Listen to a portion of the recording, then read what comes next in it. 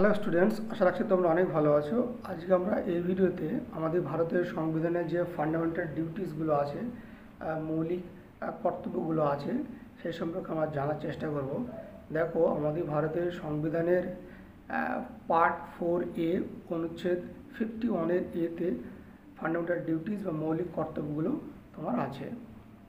তো ভারতীয় সংবিধান যখন কার্যকরী হয় তখন কিন্তু মৌলিক কর্তব্য বা ভারতীয় সংবিধানের অন্তর্ভুক্ত ছিল না। তাহলে ভারতীয় সংবিধান যখন কার্যকর হচ্ছে তখন কিন্তু এই ফান্ডামেন্টাল ডিউটিস বা মৌলিক কর্তব্যগুলো ছিল না। অর্থাৎ কনস্টিটিউশন যখন তৈরি হয়েছিল ভারতবর্ষের সংবিধান, তখন কিন্তু এই মৌলিক কর্তব্য ধারণাটি ছিল না। মৌলিক কর্তব্য ধারণাটি মূলত সোভিয়েত রাশিয়ার সংবিধান থেকে গৃহীত হয়েছে। এখান থেকে বিভিন্ন কম্পিটিটিভ এক্সামে একটা কোশ্চেন আসে যে ভারতবর্ষের যে ফান্ডামেন্টাল ডিউটিস বা মৌলিক কর্তব্য, এটা কোন দেশের সংবিধান থেকে নেওয়া হয়েছে।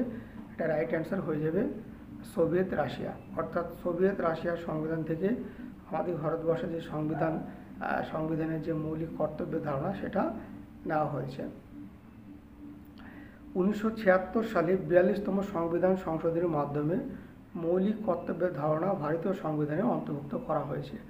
অর্থাৎ 1976 সালের 42তম সংবিধান সংশোধনের মাধ্যমে আমাদের ভারতবর্ষের সংবিধানে মৌলিক কর্তব্য যে ধারণাটি, সেটা তোমার অন্তর্ভুক্ত করা হয়েছে। এটাও একটা কোশ্চেন হয় যে কততম সংবিধান সংশোধনের মাধ্যমে মৌলিক কর্তব্যের এই যে ধারণাটি ভারতের সংবিধানে অন্তর্ভুক্ত করা হয়েছে।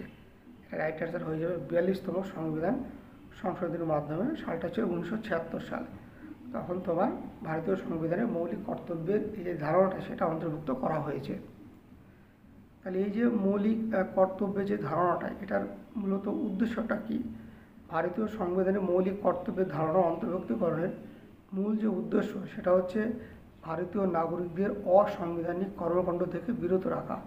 এই যে মৌলিক কর্তব্যের যে ধারণাটা আমাদের সংবিধানে অন্তর্ভুক্ত করা হয়েছে, এর মূল যে উদ্দেশ্য, সেটা হচ্ছে ভারতীয় নাগরিকদের অসাংবিধানিক কর্মকাণ্ড থেকে বিরত রাখা। অর্থাৎ যেগুলো সংবিধান বিরোধী, সেসব কর্মকাণ্ড থেকে যেন আমরা বিরত থাকি, সেটাই উদ্দেশ্য হচ্ছে তোমার মৌলিক কর্তব্যের। আর মৌলিক কর্তব্যের মেন যে উদ্দেশ্য, সেটা হচ্ছে যে ভারতীয় নাগরিকদের অসাংবিধানিক কর্মকাণ্ড থেকে বিরত রাখা। মৌলিক কর্তব্যের সংখ্যা ছিল মূলত 10টা। তাহলে যখন তোমার 1976 সালের 42তম সংবিধান সংশোধনের মাধ্যমে যখন মৌলিক কর্তব্যের যে ধারণাটা সংবিধানে অন্তর্ভুক্ত করা হলো, তো সেই সময় 10টা এরকম মৌলিক কর্তব্য ছিল। এই মৌলিক কর্তব্যগুলো নন জাস্টিসেবল, অর্থাৎ পালন না করা আইনত দণ্ডনীয় নয়। ফান্ডামেন্টাল রাইটস এক ধরনের, আর মৌলিক কর্তব্য বা ফান্ডামেন্টাল ডিউটি, সেটা এক ধরনের। এগুলো পালন করা আমাদের সবারই দরকার, কিন্তু এটা নন জাস্টিসেবল, অর্থাৎ পালন না করলে আইনত দণ্ডনীয় নয়। কিন্তু আমাদের সবাইকেই কিন্তু এই মৌলিক কর্তব্যগুলো অ্যাজ এ ভারতের নাগরিক হিসাবে কিন্তু পালন করা দরকার। একটা সচেতন নাগরিক সবসময় মৌলিক কর্তব্যগুলো পালন করবে। তো মৌলিক কর্তব্য প্রথমে কটা ছিল? 10টা। 2002 সালে 86তম সংবিধান সংশোধনের মাধ্যমে আরও একটি কর্তব্য অন্তর্ভুক্ত করা হয় মৌলিক কর্তব্যের তালিকায়। তাহলে বর্তমানে ভারতীয় নাগরিকদের পালনীয় মৌলিক কর্তব্যের সংখ্যা হচ্ছে 11টা। এখান থেকে আর একটা কোশ্চেন হয়, বিভিন্ন কম্পিটিটিভ এক্সাম এসেছে, যে প্রথমত ছিল মৌলিক কর্তব্য তোমার 10টা ছিল, এখন তোমার 11টা। তো এই লাস্ট যে মৌলিক কর্তব্যটা, যেটা কততম সংবিধান সংশোধনের মাধ্যমে ভারতীয় সংবিধান অন্তর্ভুক্ত করা হয়েছে, দেখো সেটা হচ্ছে 2002 সালে 86তম সংবিধান সংশোধনের মাধ্যমে আরও একটি মৌলিক কর্তব্য যোগ করা হয়েছে। তাহলে এখন বর্তমান মৌলিক কর্তব্যের সংখ্যা হচ্ছে 11টা। এই যে 11টা মৌলিক কর্তব্য বা ফান্ডামেন্টাল ডিউটিস আমাদের সবাইকে পালন করা দরকার। তো এই ফান্ডামেন্টাল ডিউটিস বা মৌলিক কর্তব্যগুলো কি কি, এগুলো আমাদের সবাইকে কিন্তু জেনে রাখা দরকার।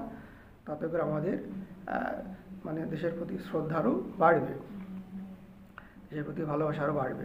দেখো, যে ভারতীয় নাগরিকদের যেসব পালনীয় মৌলিক কর্তব্য, এই যে 11টা কথা আমি বলবো, সেগুলো কী কী তোমরা ভালো করে একটু শোনো। 1 নম্বর মৌলিক কর্তব্য যেটা আমাদের পালন করা দরকার, সেটা হচ্ছে যে সংবিধানকে মান্য করতে হবে এবং সংবিধানের আদর্শ, প্রতিষ্ঠানসমূহ, জাতীয় পতাকা ও জাতীয় সঙ্গীতের প্রতি শ্রদ্ধা জানাতে হবে। তাহলে সংবিধানকে মান্যতা করতে হচ্ছে স্পেশালি তোমার জাতীয় পতাকা, জাতীয় সঙ্গীতের প্রতি শ্রদ্ধা জানাতে হবে। এটা হচ্ছে 1 নম্বর। 2 নম্বর হচ্ছে যেটা মৌলিক কর্তব্য, যেসব মহান আদর্শ দেশের স্বাধীনতার জন্য জাতীয় সংগ্রামকে অনুপ্রাণিত করেছিল সেগুলিকে পোষণ এবং অনুসরণ করতে হবে। অর্থাৎ যেসব মহান আদর্শ দেশের স্বাধীনতার জন্য জাতীয় সংগ্রামকে অনুপ্রাণিত করেছিল সেগুলিকে তোমরা কিন্তু অনুসরণ করতে হবে। 3 নম্বর মৌলিক কর্তব্য হচ্ছে ভারতের সার্বভৌমত্ব, ঐক্য ও সংহতিকে সমর্থন ও সংরক্ষণ করতে হবে।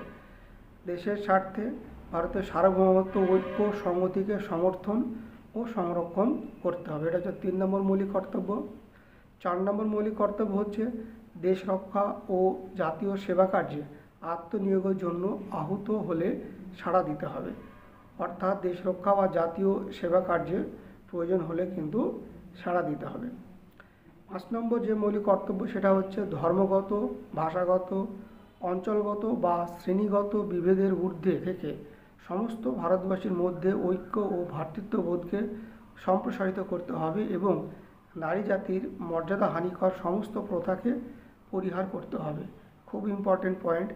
বর্তমানে এটা নিয়ে নানা রকম প্রবলেম হচ্ছে, এটা প্রত্যেকটা নাগরিক, সচেতন নাগরিককে কিন্তু এটা জেনে রাখা দরকার এবং পালন করা দরকার।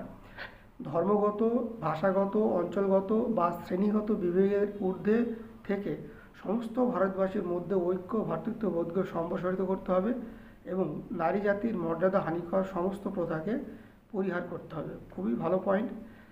6 নম্বর যে মৌলিক কর্তব্য সেটা হচ্ছে আমাদের দেশের মিশ্র সংস্কৃতির গৌরবময় ঐতিহ্যকে মূল্য প্রদান ও সংরক্ষণ করতে হবে। অর্থাৎ আমাদের দেশের মিশ্র সংস্কৃতির গৌরবময় যেসব ঐতিহ্য সেগুলোকে মূল্য প্রদান ও সংরক্ষণ করতে হবে।